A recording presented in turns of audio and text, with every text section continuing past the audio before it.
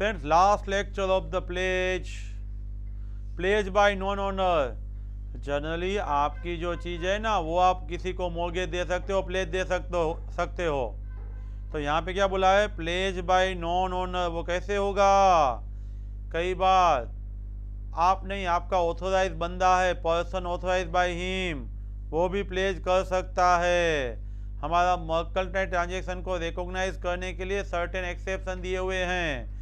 Business world में owner America बैठा होता है, तो यहाँ पे जो बिजनेस चलाता है, ऐसे बंदे को कुछ पावर दिए जाते हैं, वो ओनर नहीं है तो भी बोनाफाइड यानी करेक्ट सही प्लेज कर सकता है। जो एक्चुअल ओनर नहीं है तभी भी वो प्लेज कर सकता है। वो कौन सी सिचुएशन है, वो हम यहाँ पे लर्न करेंगे। General concept, only owner can pledge.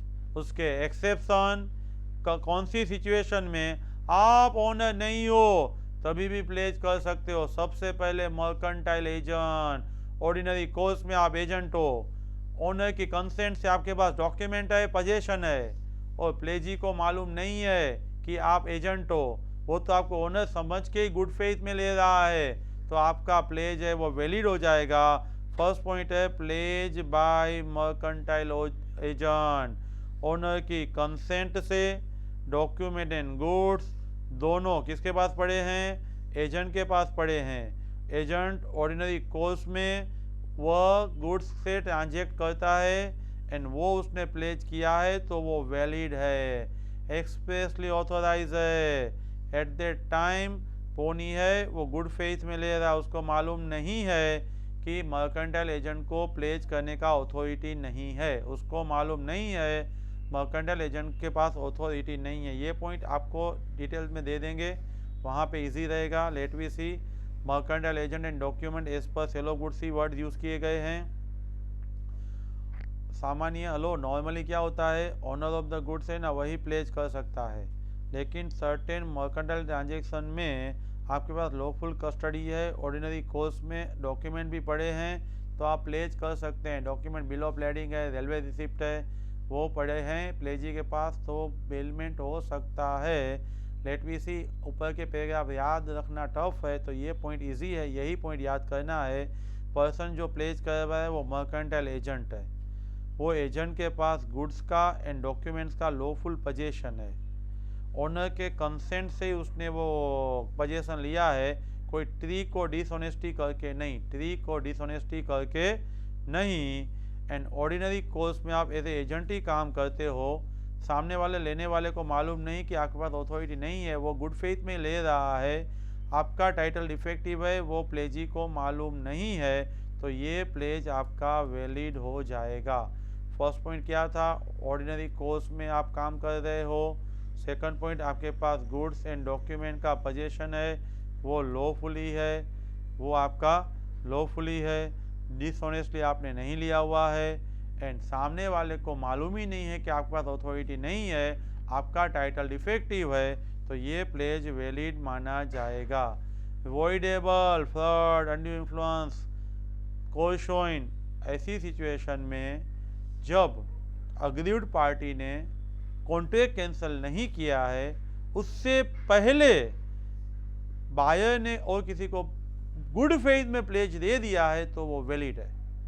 Late we see voidable contract, आपके पास पोजीशन आया है गुड्स का, लेकिन वो वॉइडेबल सिचुएशन में आया है, फ्रॉड, कोशोइन, मिसरिप्रेजेंटेशन एक्सेट्रा। लेकिन most important line, contract has not been rescind, contract cancel नहीं हुआ है। At that time pawnee acquired the goods in good faith without notice of defect in title, then pledge is valid, repeat कर रहा हूँ, सबसे पहले mercantile agent, second voidable contract में आपने कॉन्ट्रैक्ट कैंसिल नहीं किया है, उससे पहले मैंने और किसी को प्लेज दे दिया तो मेरा प्लेज वैलिड हो जाएगा। लिमिटेड इंटरेस्ट है, यानी मेरे पास गुड्स पड़ा है, वो पूरा मेरा नहीं है, उसका थोड़ा राइट ही मेरा है, तो जितना राइट मेरा है वहीं तक का प्लेज वैलिड है। एग्जाम्पल आपको मोबाइल का दिया है, उससे कंसेप्ट क्लियर हो जाएगा। मिस्टर एक्स ने मोबाइल फाइंड किया, वो रिपेयर करवाया 5000 में, तब 2000 में उसने प्लेज रख दिया है, तो ट्रू ओनर को जब मालूम पड़ेगा मोबाइल फ़ोन के लिए, तब वो प्लेजी है उसके पास से गुड्स वापस लेगा, तो 5000 तक का राइट्स है वो एक्स का रहेगा। डीवीएस को मोबाइल मिला था, जतिन का पड़ा था, उसने रिपेयर करवा के कौशल को प्लेज दिया हुआ था, और 5000 का खर्चा डीवीएस ने किया था, 2000 रुपया है वो कौशल से मनी लैंड किया हुआ था। तब जतिन जब कौशल से ये मोबाइल रिटर्न करेगा तो अप टू 5000 डीवीएस का राइट रहेगा, लिमिटेड इंटरेस्ट तक राइट रहेगा। लैंड है, लेकिन यहाँ पे तो हम मूवेबल की बात कर रहे हैं, इसीलिए मोबाइल का एग्जाम्पल अच्छा रहेगा। नाउ को ओनर, जतिन और डीवीएस ने साथ में लेके कुछ गुड्स लिया था, एंड डीवीएस ने वो गुड्स जतिन को रखने के लिए दिया था, और जतिन ने वो प्लेज रख दिया, सामने वाले को मालूम नहीं है, तो ये प्लेज आपका वैलिड होगा। Owned by many person, consent of other person से पोजेशन पड़ा था, एट दैट टाइम को ओनर ने प्लेज रख दिया तो वो वैलिड है।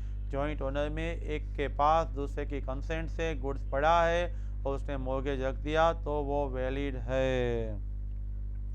प्लेज बाय सेलर और बायर इन पोजेशन। फ्रेंड्स, आप मेरे के पास गुड्स लेने के लिए आए, मनी पे कर दिया, बोला गुड्स कल के लिए लेके जाऊंगा, मैंने वो गुड्स प्लेज रख दिया, सामने वाले को मालूम नहीं, गुड फेथ में प्लेज लिया है तो वैलिड है। वाइसे वर्सा सिचुएशन, आप गुड्स लेके गए, अभी पेमेंट नहीं किया, बिल नहीं बना है, उससे पहले आपने कहीं पे प्लेज रख दिया, सामने वाले को मालूम नहीं है तो वैलिड है। Seller in whose possession goods left after sale or a buyer who with the consent of the seller obtain the possession of the goods before the sale, vice versa situation, buyer ने purchase किया और buyer ने consent देके seller के पास रखा, और vice versa, अभी seller ने सेल नहीं किया है लेकिन बिफोर सेल बायर वो गुड्स लेके जा रहा है और वैलिड प्लेज रख दिया, और सामने वाले को मालूम नहीं है, गुड फेथ में ले रहा है, तो आपका प्लेज है वो वैलिड हो जाएगा। फर्स्ट पॉइंट कौन सा था?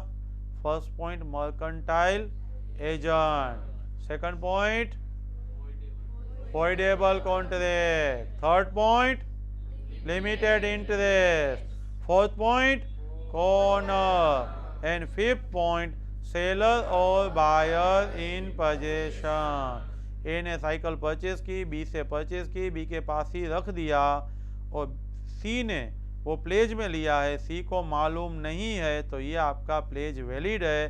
सी गुड फेथ में काम कर रहा है।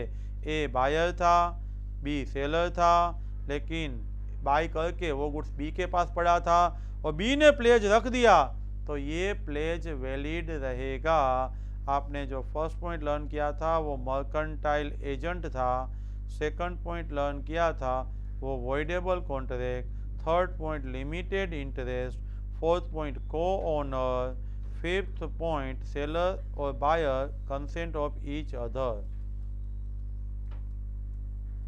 Friends, distinguish bailment and pledge का distinguish most important for examination point of view, 4 marks. सबसे पहले मीनिंग लिखना है, goods given from one person to another for some specific purpose accomplish, goods return or dispose according to the direction of the bailor, और pledge में security and performance. Meaning देखो, सबसे पहले another person को देना है, स्पेसिफिक पर्पस के लिए देना है, और सामने प्लेज में सिक्योरिटी है और परफॉर्मेंस ऑफ द कॉन्ट्रैक्ट है। दोनों का पर्पस थोड़ा फर्क है, इसीलिए मीनिंग में पर्पस ले लिया है। टर्म्स, बेलर में वो gives the goods will be bailor, and pledger में ओनर, एंड वो receives that is in bailment bailee, and pledger में प्लेज में पोनी। इसीलिए बेलर, बेली, प्लेजर, प्लेजी का टर्म्स एक्सप्लेन किया है। पर्पस हमने आगे भी देखा था, बेलमेंट में बहुत सारे पर्पस है, एंड प्लेज में 2 ही पर्पस है, सिक्योरिटी और परफॉर्मेंस। सिक्योरिटी और performance, bailment repair, custody, courier, ये सब बेलमेंट में आएगा। कंसिडरेशन बेलमेंट में कंपलसरी नहीं है, लेकिन प्लेज में कंसिडरेशन कंपलसरी है। बेलमेंट में आप नॉर्मली सेल नहीं कर सकते, आपका लिमिटेड इंटरेस्ट है। प्लेज में आप सेल कर सकते हैं, रिडीम कर सकते हैं। बेलमेंट में गुड सकते हैं, सेल नहीं करते। लेकिन प्लेज में आप सेल भी कर सकते हैं। और बेलमेंट में गुड यूज़ किया जाता है, बेली गुड्स यूज़ कर सकता है। कॉन्ट्रैक्ट में जो बोला है उस तरीके से बेली यूज़ कर पाएगा, लेकिन प्लेज में प्लेजी गुड्स यूज़ नहीं कर पाएगा। फ्रेंड्स,